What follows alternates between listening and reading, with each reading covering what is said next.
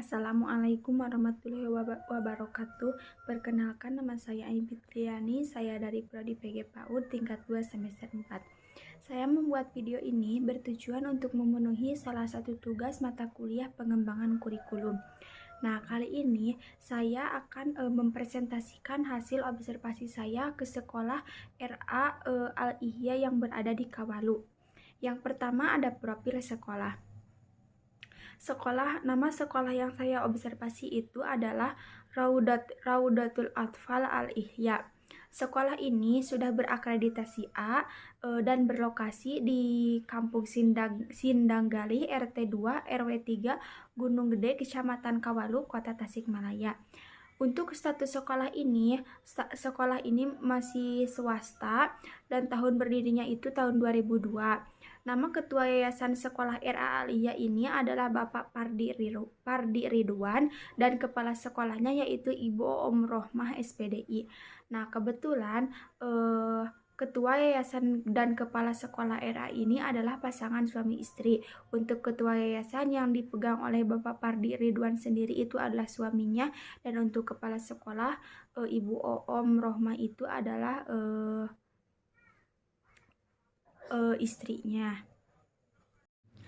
Lalu selanjutnya ada sejarah singkat mengenai Sekolah Al-Ihya. Sekolah Al-Ihya ini didirikan pada tahun 2002 yang di bawah naungan YPI Al-Ihya. Nah, pembangunan sekolah ini mempunyai tujuan yaitu berempati dengan memperhatikan anak-anak usia 4-6 tahun pada lingkungan Kampung Sindanggali, Kelurahan Gunung Gede, Kecamatan Kawalu. Nah, selain itu juga mendirikannya RA ini adalah memperhatikan orang tua yang merasa khawatir akan kehidupan anak-anaknya kelak apabila anaknya sudah menginjak dewasa. Nah, maka dari itu sekolah RA Al-Ihya ini perlu adanya perhatian serius sekaligus untuk mengarahkan generasi muda mendatang yang ditunjang oleh pendidikan agama Islam. Nah, selain ada RA di RA Al-Ihya ini juga ada pendidikan seperti sekolah diniyah, lalu pengajian untuk anak-anak. Selain itu juga mengingat pentingnya tujuan nasional, maka tokoh masyarakat yang aktif dalam kegiatan di masyarakat mempunyai gagasan yang dibarengi dengan niat yang kuat serta dorongan warga masyarakat sekitar. Nah, pendirian sekolah ini didasari atas keinginan pihak yayasan untuk turut serta atau ikut berperan aktif dalam memajukan pendidikan umum, khususnya untuk pendidikan anak usia dini. Untuk selanjutnya ada landasan penyusunan KTSP di RA Al-Ihya. Landasan pembuatan kurikulum di RA Al-Ihya ini yang berada di Kelurahan Gunung Gede, Kecamatan Kawalu, Kota Tasikmalaya, yang pertama berlandasan filosofis.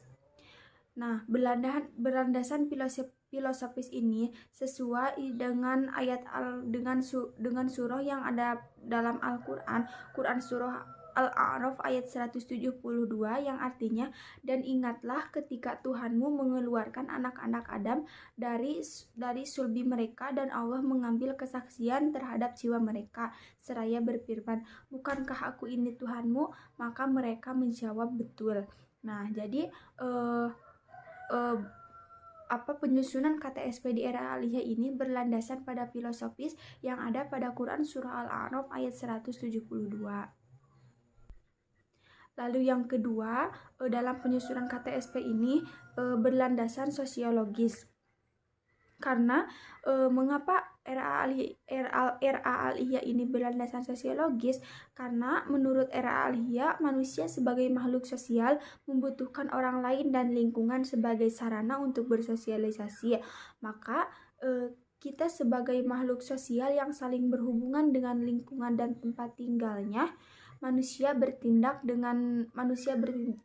dengan cara memanfaatkan alam untuk menyempurnakan serta meningkatkan kesejahteraan hidupnya demi kelangsungan hidup sejenisnya. Lalu yang ketiga, berlandasan psikopedagogis. Nah, maksudnya adalah anak sebagai makhluk individu yang mempunyai aspek biologis. Maksud dari aspek biologis adalah adanya perkembangan fisik yang berubah dari waktu ke waktu yang membutuhkan makanan gizi dan lain-lain. Nah, kalau itu mengenai pengertian secara biologis. Kalau secara psikologi adalah adanya perasaan-perasaan tertentu yang terbentuk karena situasi. Maka dari itu, sosiologi anak membutuhkan teman untuk bermain. Jadi, RA Alia ini berlandasan pada psikopedagogis adalah karena memikirkan butuhnya perkembangan fisik anak yang berubah dari waktu ke waktu. Lalu selanjutnya berlandasan pada yuridis. Nah, landasan yuridis ini memiliki banyak peraturan dan undang-undang. Di antaranya ada 22 undang-undang dan peraturan ya yang berada pada landasan yuridis ini. Yang pertama yaitu beraturan pada Undang-Undang Nomor 20 Tahun 2003 tentang Sistem Pendidikan Nasional. Yang kedua tentang peraturan pemerintah. Lalu yang ketiga tentang peraturan pemerintah Nomor 17 Tahun 2010 tentang pengelolaan dan penyelenggaraan pendidikan anak. Lalu selanjutnya ada Peraturan Menteri Agama, Peraturan Menteri Agama Nomor 90, Peraturan Menteri Pendidikan dan Kebudayaan, lalu Peraturan Menteri Pendidikan dan Kebudayaan, lalu dan lain sebagainya. Jadi ada beberapa banyak poin yang berlandasan pada landasan yuridis ini ya, di antaranya ada 22. Untuk selanjutnya, ada tujuan penyusunan kurikulum di RA Alhiya. Jadi, RA Alhiya ini menyusun sebuah kurikulum ini bukan hanya sebatas menyusun saja, tetapi RA Alhiya memiliki beberapa tujuan. Tujuan yang pertama yaitu adalah berpusat kepada anak dengan mempertimbangkan potensi tersebut seperti bakat, minat, perkembangan, dan kebutuhan anak termasuk kebutuhan khusus. Nah, kurikulum ini menempatkan anak sebagai pusat tujuan dan kurikulum juga memenuhi kebutuhan pertumbuhan dan perkembangan anak sesuai dengan tingkat usia anak. Nah, selaras dengan potensi dan minat anak itu termasuk kebutuhan khusus anak secara individu. Kurikulum juga bersifat inklusif dengan mengakomodir kebutuhan dan perbedaan anak baik dari aspek jenis kelamin, dari segi sosial, budaya, agama, fisik maupun psikis. Nah, sehingga semua anak yang terfasilitasi itu sesuai dengan potensinya masing-masing tanpa ada diskriminasi aspek apapun. Lalu tujuan yang kedua yaitu kurikulum dikembangkan secara kontekstual. Maksudnya adalah kurikulum ini disusun dengan mempertimbangkan karakter daerah, kondisi di RA Alhiya, dan kebutuhan anak. Jadi disesuaikan apa yang dibutuhkan oleh lingkungan dan apa yang dibutuhkan oleh anak. Lalu yang ketiga mencakup semua dimensi, kompetensi, dan program pengembangan. Kurikulum di RA Alhiya ini yaitu tujuannya untuk mengembangkan kompetensi sikap, pengetahuan, dan keterampilan yang mencakup semua program pengembangan nilai agama dan moral, fisik motorik, motorik kasar, motorik halus, kesehatan, dan perilaku keselamatan. Lalu tujuan yang selanjutnya ada program pengembangan sebagai dasar pembentukan kepribadian anak. Maksudnya, kurikulum ini dirancang untuk membangun sikap spiritual dan sosial anak, bukan sikap spiritual dan sosial yang maksud dari sikap spiritual dan sosial yang dimaksud adalah perilaku yang mencerminkan sikap beragam hidup sehat, rasa ingin tahu, seperti sikap estetis, bersikap kreatif, percaya diri, sabar, mandiri, peduli, menghargai, dan toleransi. Nah, semua itu mampu bekerja sama untuk menyesuaikan diri dan juga berkata jujur. Jadi, kurikulum ini selain untuk mengembangkan potensi anak, juga untuk mengembangkan kepribadian anak seperti bersifat jujur, lalu sabar, mandiri, dan bisa menyesuaikan diri dengan lingkungannya. Lalu yang selanjutnya, tujuan mengembangkan kurikulum ini adalah memperhatikan tingkat perkembangan anak. Jadi, kurikulum ini disusun dengan memperhatikan kesinambungan secara vertikal antara tujuan pendidikan nasional, tujuan lembaga, tujuan pembelajaran, dan metode pembelajaran. Jadi, tidak berkesinambungan antara tahap perkembangan anak usia lahir yang 2 tahun dan anak yang usia 2-4 tahun. Lalu yang selanjutnya, ada tujuan yang selanjutnya adalah memperhatikan tingkat perkembangan anak. Kurikulum ini juga disusun dengan memperhatikan maksud saya yang selanjutnya adalah mempertimbangkan cara anak belajar. Kurikulum ini mengakomodir pelaksanaan pembelajaran yang memungkinkan anak membentuk pengalaman belajar dengan cara belajar anak. Anak belajar mulai dari dirinya, kemudian keluar dari dirinya. Nah, dari konkret ke abstrak, sederhana ke kompleks, dan mudah ke sulit, itu yang dilakukan dengan cara yang dilakukan sendiri oleh anak dalam proses pembelajaran. Lalu selanjutnya ada rencana pelaksanaan pembelajaran harian atau yang disebut dengan RPPH. Nah, kebetulan RPPH yang saya observasi pada waktu itu adalah temanya binatang, subtemanya binatang berkaki 4 yang bertempat di sentra bermain peran. Adapun sub-subtema pada RPPH tersebut, yang pertama adalah anak-anak mengenal binatang binatang yang berkaki 4 seperti gajah dan kambing, lalu bernyanyi tukang sayur. Untuk waktu masuk sekolah di era Al-Ihya itu dimulai pada pukul 7 sampai dengan jam 11. Untuk selanjutnya ada kegiatan pembelajaran. Karena anak-anak di era Al-Ihya ini masuk dari pukul 7 sampai dengan pukul 11, maka ada beberapa pijakan yang dilakukan pada saat anak proses pembelajaran. Yang pertama ada pijakan lingkungan. Nah, pijakan lingkungan ini dilaksanakan dari mulai jam 7 sampai dengan jam 8. Adapun kegiatan dari jam 7 sampai jam 8 ini adalah anak-anak privat mengaji Al-Quran kepada gurunya.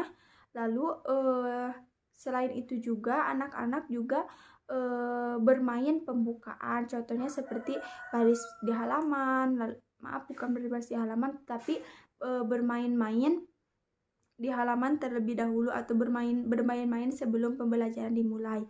Lalu yang kedua ada circle time. Nah, kegiatan ini dilakukan dari mulai jam 8 sampai jam 8.30. Jadi waktunya itu hanya setengah jam. Adapun kegiatan yang dilakukan pada anak pada saat circle time ini adalah berbaris, lalu membacakan ikrar dan bermain. Bermainnya itu contohnya seperti menirukan gerakan cara berjalan binatang yang berkaki 4. Tujuannya itu adalah fisik motorik kasar anak terstimulasi. Lalu selanjutnya ada materi pagi. Nah, materi pagi ini dimulai dari pukul 8.30 sampai 9.30. Berarti kurang lebih 1 jam ya. Nah, dalam proses ini anak-anak melaksanakan kegiatan seperti sholat duha, membaca surah-surah pendek, dan membaca doa-doa harian. Lalu selanjutnya baru ke sentra, baru ke kelasnya masing-masing. Jadi anak-anak itu ditempatkan ke sentranya masing-masing. Kalau yang bagian di sentra bahan alam ke bahan alam, kalau yang ke main peran. Jadi di sini ini dibagi-bagi. Nah, dalam proses pembagian kelas sentra ini ada beberapa pijakan yang dilakukan. Yang pertama ada pijakan sebelum bermain. Contohnya seperti mengenalkan tema, mengenalkan ragam main dan aturan main pada saat di sentra nanti, lalu bercerita sesuai tema pelaksanaan pembelajaran, berarti bercerita tentang binatang yang berkaki 4. Lalu yang kedua ada pijakan setelah bermain. Nah, bukan pijakan setelah bermain, tapi pijakan saat bermain. Anak-anak pada kegiatan ini, anak-anak melakukan kegiatan tebak-tebakan penjumlahan dan juga pengungkapan angka. Nah, selain itu juga ada kegiatan yang dilakukan anak seperti menyanyi lagu-lagu Islami. Lalu selanjutnya ada break time. Nah, break time ini adalah dimulai pada pukul 10.30 sampai 10.45. Nah, pada break time ini anak melakukan seperti makan bersama. Jadi proses istirahat sembari anak-anak makan bersama teman-temannya, memakan bekalnya yang dibawa dari rumah. Lalu yang terakhir ada penutup. Nah, pada tahap penutup ini, kegiatan anak adalah membaca doa setelah belajar, lalu baris berbaris, dan setelah itu pulang. Mungkin sekian pemaparan hasil observasi saya di RA Al-IHY yang saya lakukan. Mohon maaf apabila banyak kekurangan dan kesalahan. Wabillahi taufiq wal hidayah. Wassalamualaikum warahmatullahi wabarakatuh.